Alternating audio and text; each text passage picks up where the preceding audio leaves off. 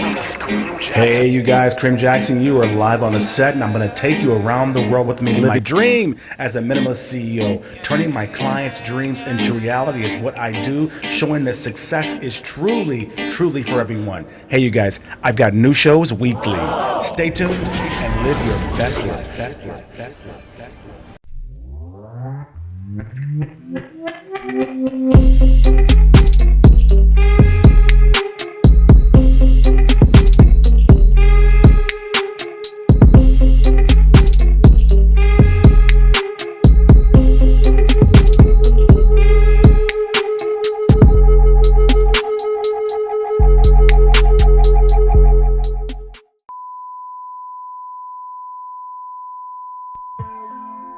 Ten reasons to get out and take a hiatus. By hiatus, I mean this. When I first started on this, I planned to be abroad for 1 month. That was my goal. I had a round trip ticket. I was going to see how it is, get away, get my energy back, revive, because I was just down and out. It was the recession was just wiped me out, wiped my clients out. My major clients like AT&T, those guys outsourced 30,000 jobs. But when I started to travel around, I realized, my gosh, they outsourced to freaking abroad. At that time, it was India. Now Philippines is killing the world and outsourcing call centers and BPOs. It's Asia. They're killing them. So then I got really a wind of it. So number one, you guys, if you guys notice here real quick, is because it's your right, you guys. At the end of the day, when it comes down to it, it is your right. As an American, it is your right. A lot of folks ask me abroad why I left the States. And usually when they're asking me, it's because they think, oh, America is perfect. Why would you ever leave there? It must be a negative reason, like, are you wanted? Or was there some drama? Or are you divorced? Or what? Something like that. They think something like that. And it's hard for me to explain to them, but now social media has done it for me. But it's hard for me to explain to them. The number one reason I left the States is, one, I grew up abroad, international family. I've had a passport since I was 8 years old. If you guys are in America right now, especially if you're black in America right now, get a damn passport. I think $100, $150, you got the passport, you got the passport ID. You can go to the post office, you can get it, take a picture right there. That's what I did. Get out and travel. Europe, France, England, you guys, Asia. Go home to Africa. Black Americans, I lived in Nigeria, I lived in Africa, and went to school at American National School. You have got to visit. Even if you do not want to live there, no matter what you think, you guys. And back when I visited, they weren't doing this whole Exodus thing. We went because in the States, we just couldn't, as a family, get our companies to grow. We couldn't find construction contracts. So my father went to Africa for a wedding. He took his tool bags and then he got some contracts while he was there. Very similar to how I came to Asia. You don't realize this, America. Everyone needs to apply for a visa.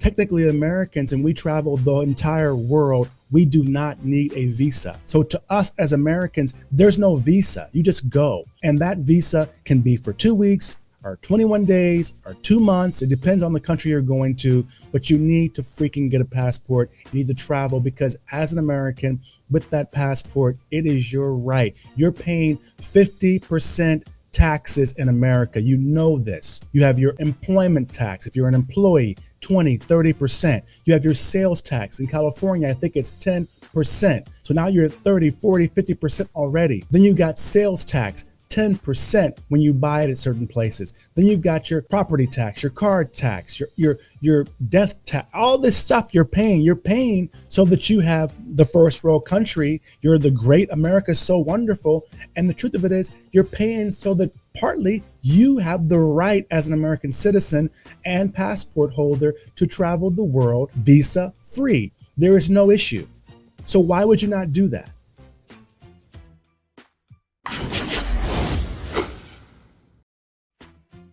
Number two reason I left, you guys, white privilege versus black privilege. I was so sick and tired of living in a country where white privilege was everywhere. I got tired of it. First of all, if you don't know what white privilege is in America, then you are really, really a fool. Any black person who has a white friend, I don't care if that white dude's a wigger or a preppy ass white dude from Harvard. If you have white friends and you're rolling down the street, or if you're at a place, you know, and your friend knows that the police pull you over, the white dude better talk. I was in business. I had a white business partner because I knew my black ass walking into some companies, no matter where I wear a suit, Versace, Gucci, all you black folks, I don't care about the Escalade, that Mercedes. At the end of the day, when it comes down to it, you know that the white dude walking in gets the deal. I did it 3 times. 3 times I had white partners and or a white sales executive. And I tried it here in Asia, it backfired. But in the States, I had white partners and white sales executives because I knew that when my black ass walked into AT&T, for example, for the contract, they gave me the minority supplier contract. I had to be minority certified. I couldn't just walk in like a white dude and sell an ad or sell a campaign or sell marketing or sell a website to them.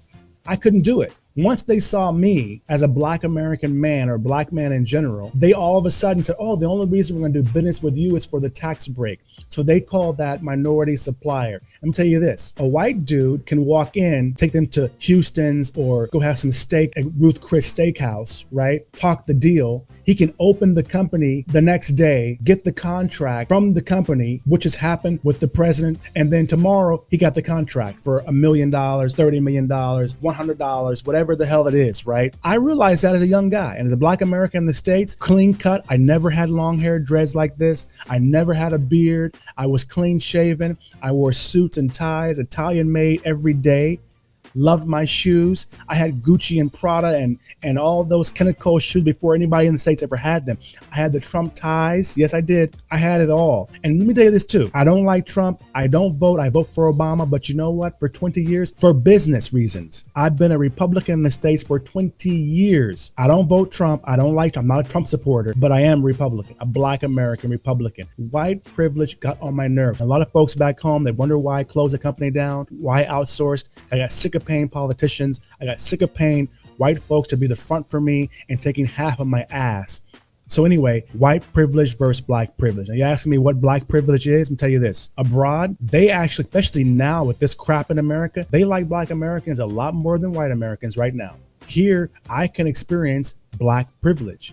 I know that when I walk into a room, I can get the deal. Black people, listen to me. It's actually an advantage being a black American abroad in business because they know we can bring it. There's no discrimination. It's reverse. I can get the deal faster than you. So in the end of the day, I feel the same way that white male privilege in America, that feeling of walking in and I know I can get the deal better than you. And the reason that we get the deals abroad better than anyone else is black privilege is different than white privilege. Whites get it because they're white. They may or may not be better than the black guy or the Asian guy or the woman, right? The white dude gets it because he's a white dude. Then the white dude outsources it or subcontracts it to us. So you would have a white dude in the house. He don't know nothing about construction at all, but he got the contract. This is how Trump makes his money. Trump don't have a freaking hammer ever. You ever seen Trump have a hammer in his hand? You ever seen Trump wear a hard hat? Come on, never. So who the hell is building all these equipments? Mexicans, Negroes, Asians, right? That's who's building it. So then in the day, why not give the contract to the black dudes or the Asian company? That's how it works in America. I got tired of that. But I realized immediately, even on Skype and on Facebook, Zooming, I hired my whole team. I got partners in the Philippines, you guys, 10 years ago. Never met them, but we met on Facebook. That's it. They didn't see me and treat me differently because I'm black, which is what would happen in the States. They didn't do that. Maybe even they were more excited because I'm black. One president of a radio station here who they called me Antonio back when I first came, okay? Or they call me Jackson sometimes, right? My family name. And that can be white. So when I went to the meeting and he was late, he was like, I had to kind of wait around, like what's going on. And when he finally arrived, and he was the head of the whole station, when he sat down, he finally met me. He closed the door of his executive office and he said, "Oh my God, I'm so glad you're black."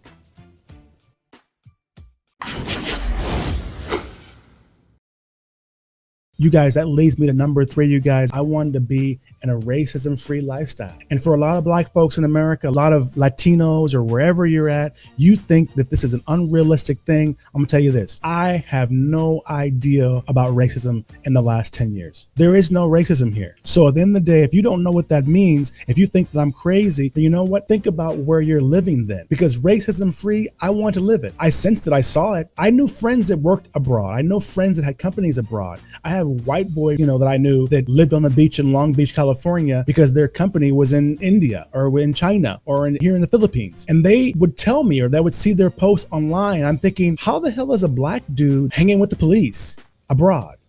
We're scared of police in America, right? How is a black dude got the contract for this huge company? How is that possible? And I want to know. I'm black, so I'm talking to you directly, but anyone who is discriminated against, women included, let me tell you this.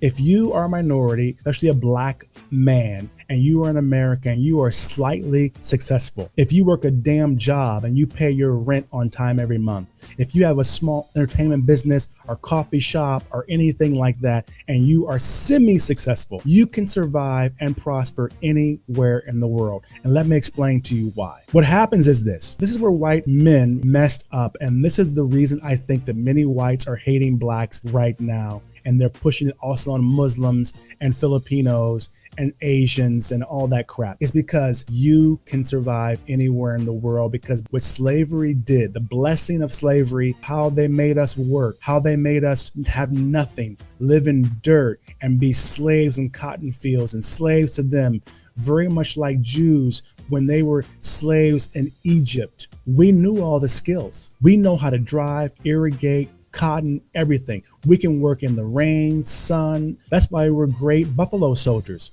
right? Why we were the great military guys, because they bred us to be the stronger, more strapping. So if you're a black American right now in America, you are the cream de la cream. You are the premium breed, okay?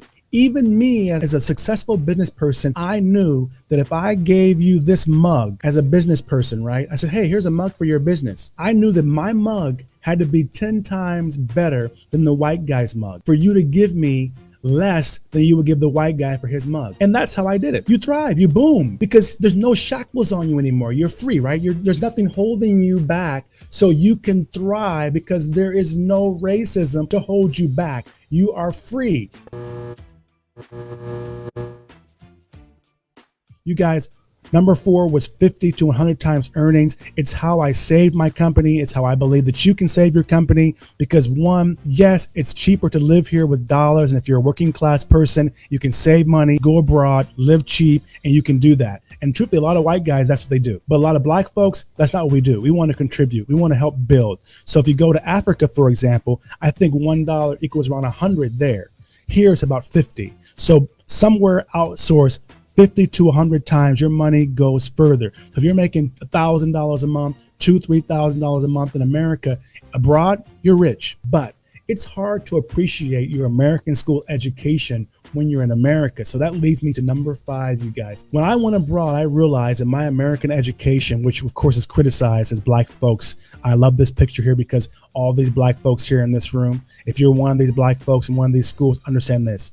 If you have an American high school education, you can grow, you can boom, you can do very well. Because I'm gonna tell you this, in Asia, especially in the Philippines, right, to work at a McDonald's, you need to have a college education. If you want to work at Jollibee, Child King, college education.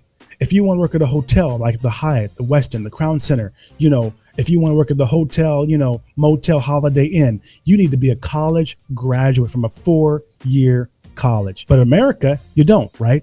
America, you can be a high school graduate running McDonald's, general manager of McDonald's, manager, regional manager, right? They do not tell you that in America, at the end of the day, you guys, the education there is really good. The education in America, public school education, at least high school, just only high school, that is a really, really good education. You can be a high school graduate in America and you can travel the world and you can be a millionaire abroad off that education, because the ones you're dealing with in business, they're not savvy like you are. They don't know Excel, spreadsheets, Microsoft Word, business marketing, American business standards, quality standards. You don't know it. And that goes back to number 4 with the whole 50 to 100 times earnings. If you're making a regular job, working at McDonald's, After high school, before you go to college, travel, get your passport, go check things out. Because a lot of places, the American high school education is good enough for you to at least do business abroad and to live a lifestyle that you'd be living if you were a regular high school graduate in America.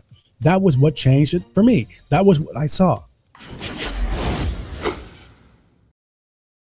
Number 6, you guys, you may take it for granted in the States because you're struggling, especially if you're a minority business. You struggle. You don't know how you're going to make ends meet. You don't know how you're going to make your dream come to reality. But I saw a lot of people abroad, and they were actually growing their business. They were actually enjoying their life. They really didn't have a business that was bigger than what I had in the States. Abroad, they had drivers and nannies and yayas and mansions and bodyguards. But at the end of the day, they were not making any more money than I was making, but I was living in America, so I couldn't really enjoy the lifestyle that I want to live. So number 6, you guys, American business ideals in America, they keep you in the hood. I hated that. I hate it to this day. You can take nothing and make it into something.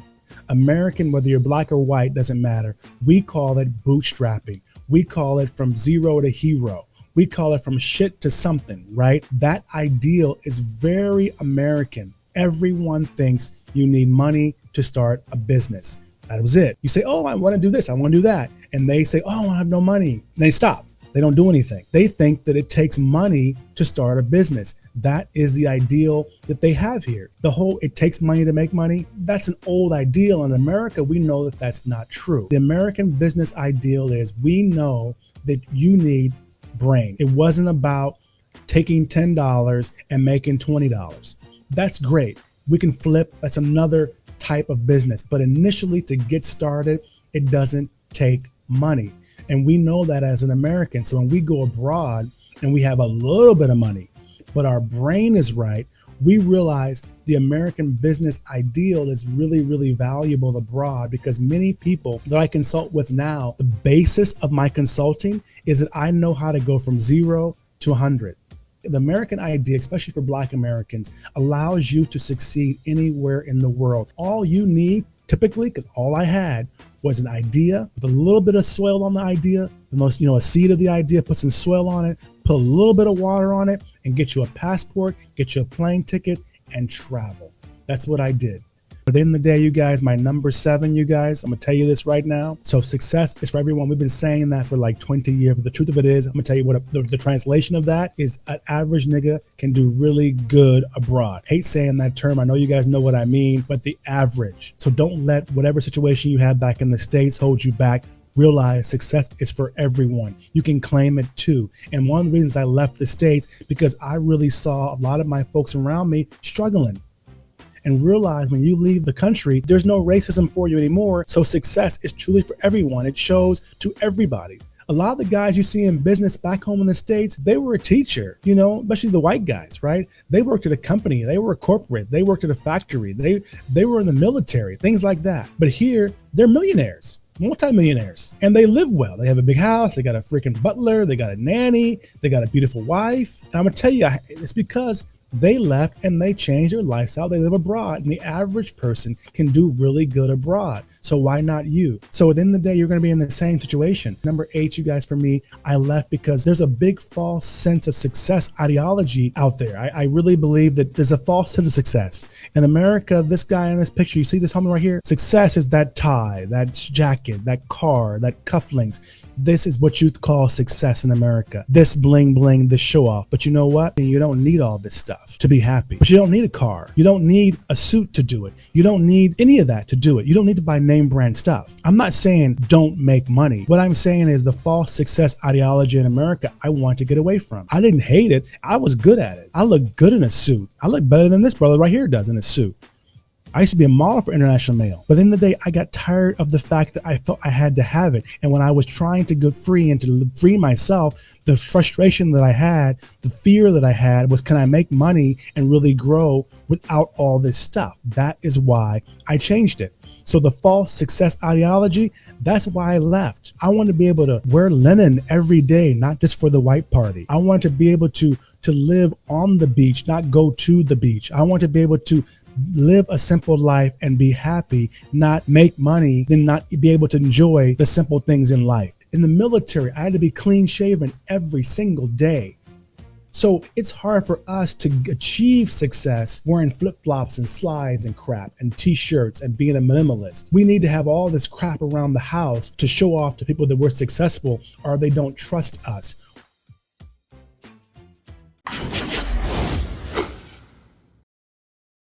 Savings versus expendable income. I know in the States, a lot of people, everyone says, oh my God, save the money, save this. I don't have savings, you guys. I have crazy amounts investing. Me and my partner, we invest everything that we earn. If we make $1, we usually put it back in the company. I haven't been to a mall in months, of course, Corona included. I haven't bought a pair of Gucci's Pradas in 15 years. I haven't bought a suit in 15 years. I haven't worn a suit in 10 years, 8 years, unless it's specifically for an event or something like that. And more often, as I get more and more successful, I realize that suits are more and more not appropriate because everyone in the room is wearing slippers and flip-flops and linen and all that crap. In America, we are really, really focused on savings. Expendable income is only a word that most people have no idea what it is. I'm gonna tell you this.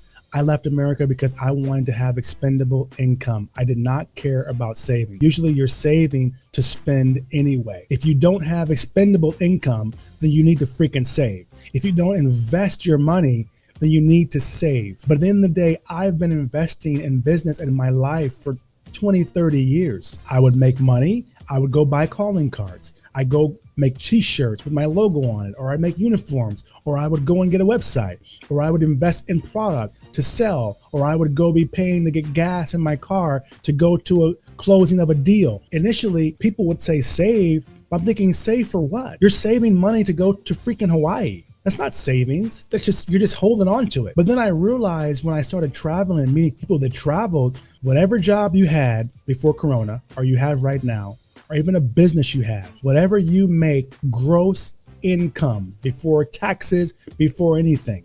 Imagine if you could take all that money and you didn't need to spend it because you were living simple. So why not live simple now when you're young and your brain is fresh? Build something, because my dream is that I eventually build something, and by the time I retire, in about 15 years maybe, right? Maybe 20, hopefully something I'm doing right now, it makes me passive income without working. If you can keep your job, you guys, but then go live on a friend's couch for a while, put all your crap in storage, I challenge you, work, keep that money. And you know what? The moment that you have money left over when you get your paycheck, the moment you don't even need to budget because you're not spending all your money, it will change your life.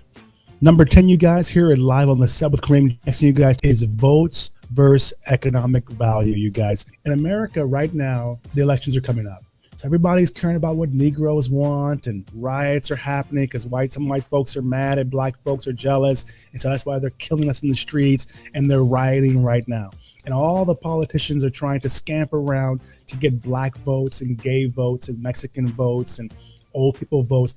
America is very racist in good and bad ways. So they break everything down into race, gender, and the census. So when you're in America as a black American, really your value peaks when this voting season. They want your vote. Africa and the Philippines have huge amounts of money and effort invested into attracting the economic value of black Americans, or Americans in general, but especially now black Americans, because the numbers are out. Black American consumer power is trillions and trillions of US dollars every single year. Americans who hear that, they hear black folks have jobs or businesses, and they make it into a big number, which is trillions and trillions of dollars. So we went from slavery making no money to where now we get paid, and then now we have trillions and trillions of dollars of economic value, and they turn it into consumerism. What they think, and they realize from outside looking in, the blacks especially, you are the ones who built America. Whereas abroad, when you travel abroad, the economic value is the key. And that's where we miss in the States. If you are a cook in the States, you can own a restaurant abroad, anywhere. Try it. If you can't do it yourself, get a partner. See what you can do. And if you're working class, you have a job, try to get a job abroad. In the day, you guys, the value for blacks originally became voting because that's how the Democratic Party became huge.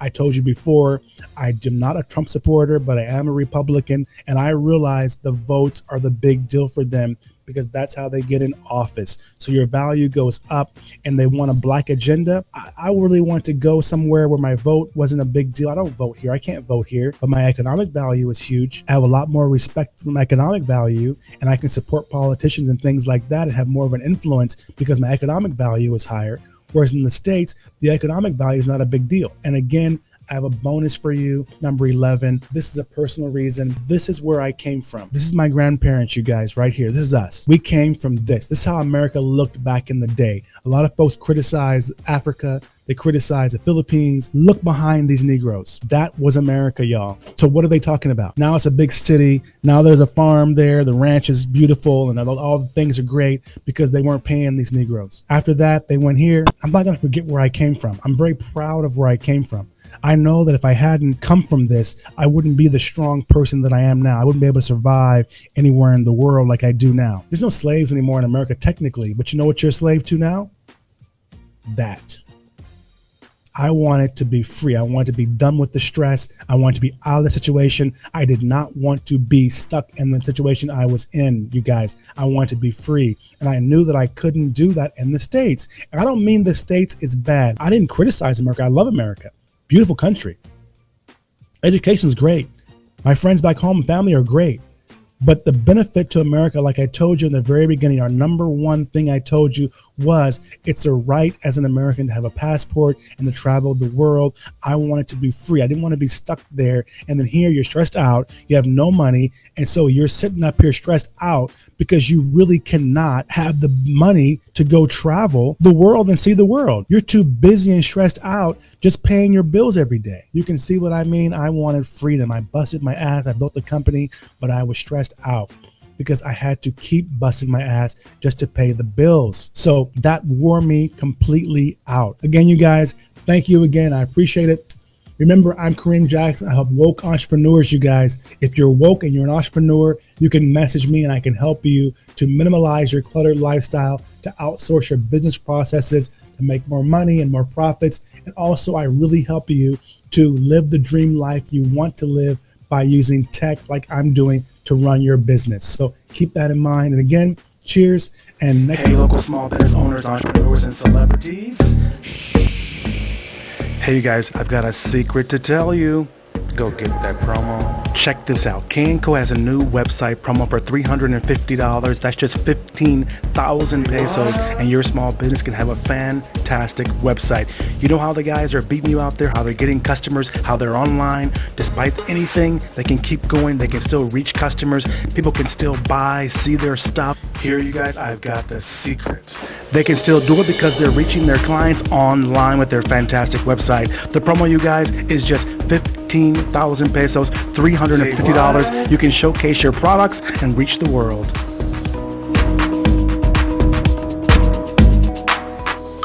Go get that promo. Say what? Go get that promo.